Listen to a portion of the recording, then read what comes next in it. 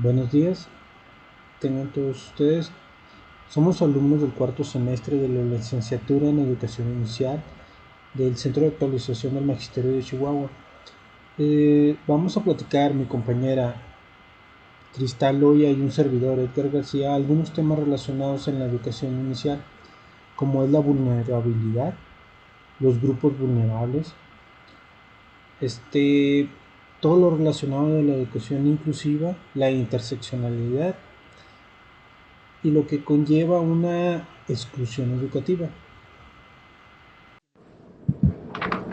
El concepto de vulnerabilidad se aplica a aquellos sectores o grupos de la población que por su condición de edad, sexo, estado civil y origen étnico se encuentran en condición de riesgo que les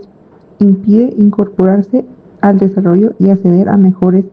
condiciones de bienestar. El desarrollo integral de la familia define la vulnerabilidad como un fenómeno de desajustes sociales que ha crecido y se ha arraigado en la cultura de nuestras sociedades. La acumulación de desventajas es multicausal y adquiere varias dimensiones, denota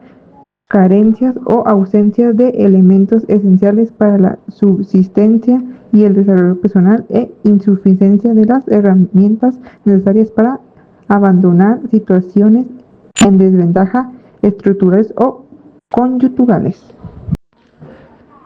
La Organización de las Naciones Unidas para la Agricultura y la Alimentación define el grupo vulnerable aquel que padece de inseguridad alimentaria o corre riesgos de padecerla. El grado de vulnerabilidad de una persona, un hogar o un grupo de personas está determinado por su expresión a los factores de riesgo y su capacidad para afrontar o restringir situaciones problemáticas. En sí, los grupos vulnerables son aquellos grupos que por sus condiciones sociales, económicas, culturales o psicológicas pueden sufrir maltratos contra sus derechos humanos. Dentro de este grupo se encuentran insertas las personas de la tercera edad, personas con discapacidades, mujeres, niños, pueblos indígenas, personas con enfermedades mentales o personas que padecen enfermedades como puede ser el VIH, trabajadores migrantes, minorías sexuales y personas detenidas. De igual manera, se reconocen o identifican varios grupos vulnerables, dentro de los que se incluyen a las familias con bajo nivel educativo, ingresos insuficientes, un empleo inestable, en ciertos contextos de pobreza, grupos considerados como minorías o migrantes.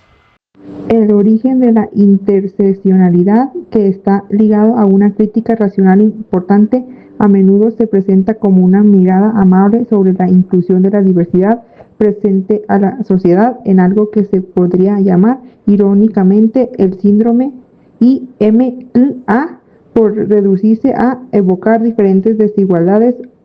obviando cómo las diferentes desigualdades atraviesan a los sujetos y tienen relaciones recíprocas o mostrando una colección de algunas desigualdades o personas tal y como representa el conjunto musical Villague People y su famosa canción de 1978 Platero Méndez, Lucas 2014. Efectivamente, Cristian, me hiciste recordar aquella canción de YMCA de The Village People que habla sobre el tema de interseccionalidad. En sí, la interseccionalidad surge como una teoría crítica desde los movimientos sociales antirracistas y feministas, de modo que a menudo estos discursos académicos tienden a neutralizar las aportaciones de los movimientos sociales más críticos. A veces, este lenguaje inclusivo en el que aparece el término interseccionalidad es solo una cortina de humo de tanta retórica que esconde la ausencia de un análisis interseccional que es sustituido por una muestra representativa de la diversidad. Entonces, la interseccionalidad trataría de comprender las instituciones políticas, cómo protegen las normas sociales, observando su administración disciplinante. Ya que hemos estado hablando sobre esta temática, Cristal, desde tu punto de vista, ¿qué acciones crees que debe implementar una escuela para una atención educativa con respecto a la diversidad social? Exige la adaptación de enseñanzas a la diversidad de necesidades educativas de alumnos que son fruto de su procedencia social y cultural y de sus características individuales en cuanto a motivaciones, capacidades e intereses. Desde esta perspectiva ya no son dos grupos admitidos quienes se tienen que adaptar a la escolarización y enseñanza disponibles, sino que éstas se adaptan a sus necesidades para facilitar su plena participación y aprendizaje. Efectivamente, creo que tienes razón. La enseñanza se adapta a los alumnos y no estos a la enseñanza. Desde la perspectiva que la atención de los niños y jóvenes con necesidades educativas especiales se marca en un contexto más amplio de la atención a la diversidad, ya que todo el alumnado, y no solo aquellos con alguna discapacidad, tienen diferentes capacidades y necesidades educativas. Esto no significa perder de vista que estos alumnos requieren una serie de recursos y ayudas especiales para optimizar su proceso de aprendizaje y desarrollar plenamente sus potencialidades. Entonces, si lo vemos desde otro punto de vista, una educación es de calidad si da respuesta a la diversidad del alumnado en sí, si se ajusta la enseñanza y las ayudas pedagógicas a la situación y características de cada uno, y si les proporciona los recursos necesarios para poder progresar en su aprendizaje. La preocupación central de la inclusión transforma la cultura, la organización y las prácticas educativas de las escuelas, comunidades para atender la diversidad de las necesidades educativas de todo alumnado, que son el resultado de su origen social y cultural y de sus características personales en cuanto a competencias, intereses y motivaciones. La inclusión está relacionada con el acceso, la participación y logros de los alumnos, con especial énfasis en aquellos que están en riesgo de ser excluidos o marginados. La inclusión es una política del Ministerio de Educación en su conjunto y no de las diversiones de educación especial. En el enfoque de la inclusión, por el contrario, se considera que el problema no es el niño, sino el sistema educativo y sus escuelas. El progreso de los alumnos no depende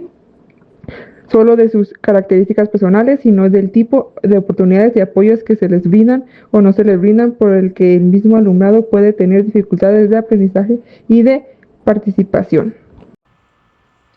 En contraparte de la inclusión es la exclusión, y aquí hay que tener un especial cuidado en que la igualdad de resultados no nos lleve a la exclusión.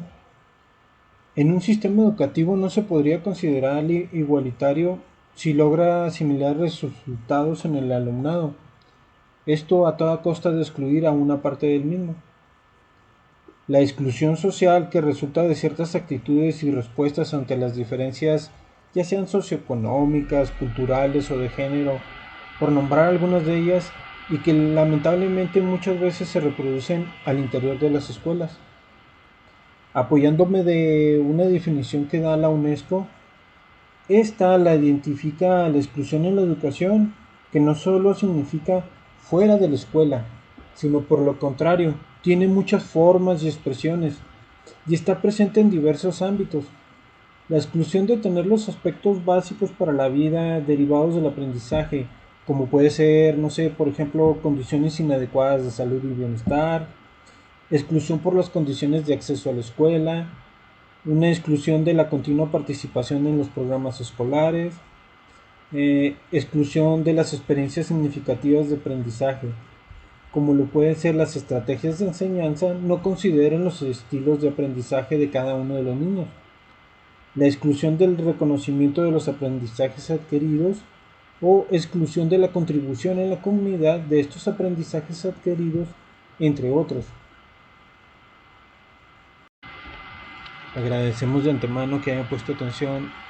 en estos conceptos que hemos comentado en este día. Nos despedimos y quedamos a sus órdenes.